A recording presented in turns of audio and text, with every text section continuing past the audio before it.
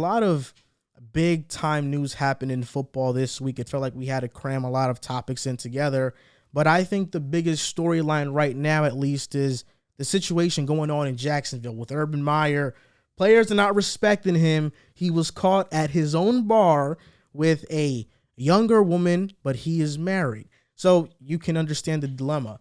So I want to start with you, Joel. What do you think about this whole Urban Meyer situation?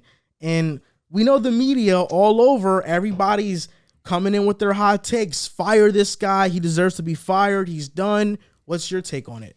This seems like an episode of Shade Room, which is why it's a problem, right? Because we're here, we're trying to talk football. We have a rebuilding organization who just had the number 1 pick, drafted Trevor Lawrence, and they're looking to go in a new direction. And I saw in the last podcast I was here that Urban Meyer's not made great moves. I don't think drafting ETN in the first round was smart, especially when you have James Robinson, their strength and conditioning coach, who had some problems with like racial things at his college in Iowa, I believe. And now he has this that's going on. It wouldn't surprise me if he get fired this season, with those issues already going on. Now this is something that you need to gain credibility in the locker room. We have a player quoted saying that he had very little credibility to begin with. And he told players, not even the team as a whole, but position groups specifically, he didn't even have, I don't know if he didn't get the chance to tell everybody, but he just went up to position groups and they kind of laughed at him. He said, oh, it's just a random girl. She was dancing on me. These are 20, to 30, 35-year-old men, some just out of college. We know what's going on. We know what happened there. So there's no way you could go in and trick all of these people. You're making them seem like they're stupid, like they don't know what's going on. And Urban Meyer has a wife at home. You're a 50, 60-year-old man. You have to know better than this. You're supposed to be a leader of an organization, and you're really just looking like a joke. This one is interesting because I can understand why, he's getting all the scrutiny that he's been receiving lately. But in my humble opinion, whether you take that or not, he's at his own restaurant. He's in the place that he had coached for years on end at Ohio State. Sure, tough loss. A game that you could have won that you let slip away. I just keep going back to the fact it's his restaurant. It's not like he was at a strip club having a good time on a regular night. It was the day after. They have a full week and a half until their next game. I don't think they have a bye week next week. Excuse me. I don't see it as a huge deal as the team coming out and saying his actions were inexcusable, all this, that, and the other. Getting flicked up with a girl, especially when you're married, that's the bigger issue here. That's between him and his wife. Morally, absolutely. But for the team, exactly, wholeheartedly. But for the team to come out and say his actions were inexcusable, you have a full week off. He's in the town that he's been in for years. I can understand, of course, players already having issues with him, not apparently gaining trust. But I think that there's bigger things. Focus on what he's done on the football field. Scrutinize him there. He's been I'm saying as a coach, obviously. Like on the sidelines, he hasn't done the best of job yet. He has no wins in his early NFL career so far. So I can understand scrutinizing him there.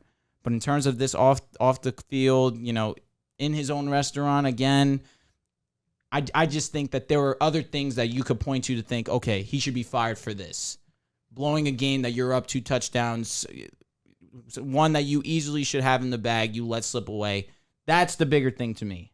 But hey, don't get caught up. Don't get caught up with the girl. Do not. When you mentioned, people should focus on what he's doing on the football field, in any other circumstance, I'd agree. Yeah. But what he's doing outside of the football field is leading to the football field. Now it's become a part of that world. I wasn't familiar with Urban Meyer before he got to Jacksonville. I didn't know much about his college resume. I knew he won at Ohio State and Florida. Didn't really know if he was a great coach and somebody I can give a good analysis of how he's going to do.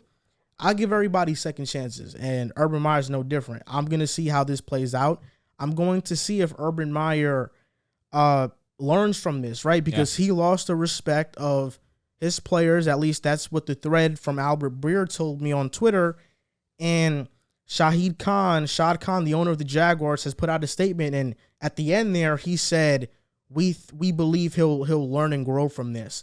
Something along those lines. Yeah. So let's see if he does. Let's see if he can gain the respect of these players back. It's going to be hard because Like you mentioned, he's 50 to 60 years old. I'm not sure his exact age, but 57. he does look old. Okay, Yeah. he's 57.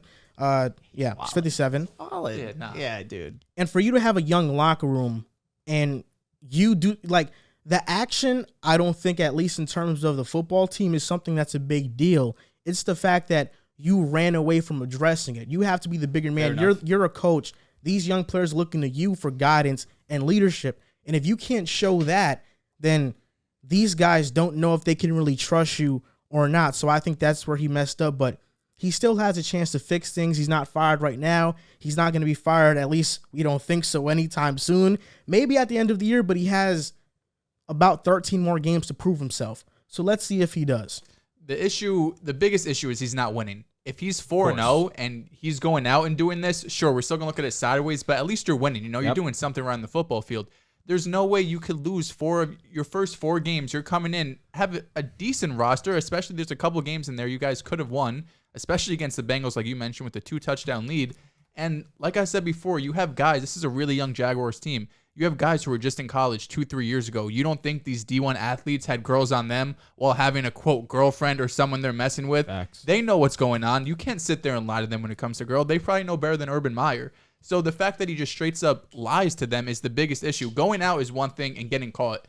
But you have to man up and say, guys, I messed up. It's not going to happen again. I'm the leader of this organization. This is unacceptable. You can't go out and lie and say it's some random girl who was just dancing. You look soft.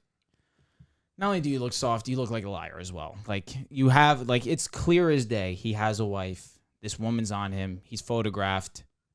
Or don't get caught. That's what I'm saying. Do not just get caught on camera. You know, if I'm Urban Meyer, the first thing I'm doing, because he owns the bar, right? The first thing I'm doing, I'm looking at who took that picture. Because if whoever the person that was in there, I'm not sure if at the time the bar was open to the public, but obviously if you're that close to Urban Meyer, you're pretty close with him as well, or at least friendly. You've seen him around, you're just shaking his hand.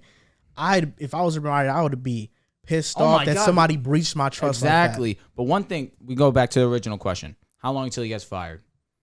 Do you think that this is something fireable worthy, really? If you don't win plus this, yeah. But it's only 4 games in. He's a coach that has respect on the inner workings, obviously, in the collegiate level, yes, of course. But I don't think that it's enough that off year 1, let's say they win 1-2 games. Obviously, they won 1 game last year, and it wouldn't be much of an improvement this year.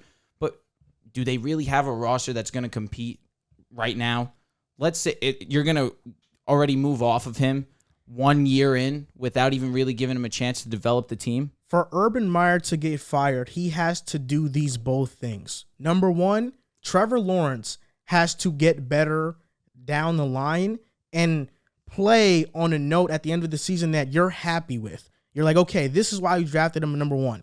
Number 2, they need to win at least 4 or 5 games. If they can do that, he'll stay. I don't think he'll get fired for what happened at the bar. Mm-hmm. That's what he has to do. And shout out to my friend Michael Daly, because before the season started, he told me Urban Meyer is not going to pan out. So, so far it looks right. One thing I will say, this was probably Trev's most impressive game to me personally, at least.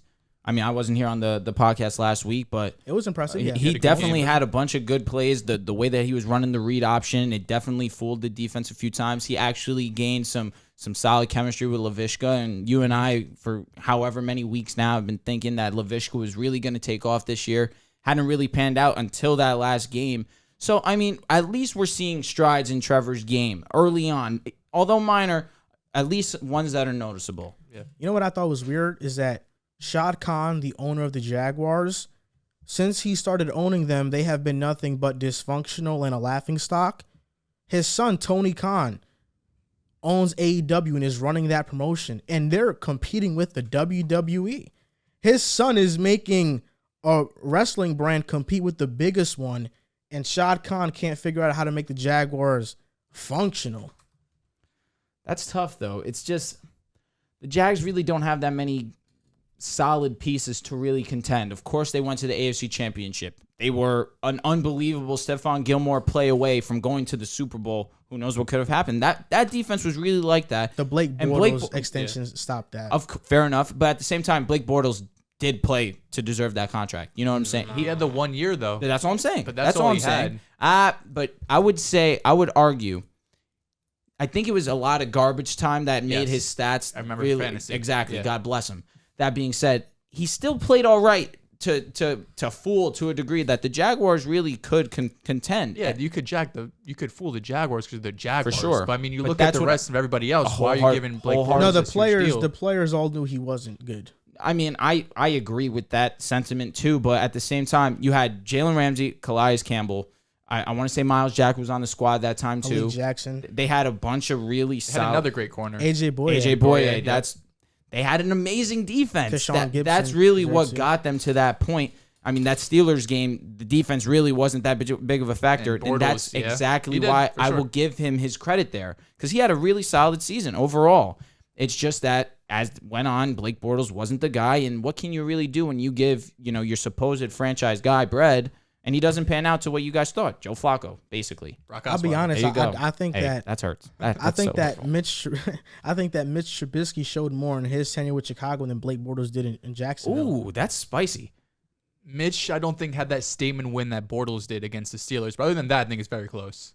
In my opinion, I think Blake Bears were smart by moving on from him. I agree. And eventually so did the Jags on Blake Bortles, but it took him a little bit longer. But I will say, I think Blake Bortles' arm was more impressive to me. I feel like his confidence was stronger than what Mitch's was. Or maybe it was just the leash that the Jags had him on as opposed to the Bears' leash on Mitch Trubisky. Seemed like they really kind of handcuffed. Or from when I looked at Mitch Trubisky, it seemed as if he just was hesitant in his own right. Like, sure, he would make some solid plays, but he was more of the, I'm going to make the smart play and not try and make a mistake. And he thought about that too much. Blake really was I see a throw, I'm going to let it go. And he really didn't think too much of it. And he had success until he didn't. And his throws that he thought were there once really just didn't end up being good plays overall.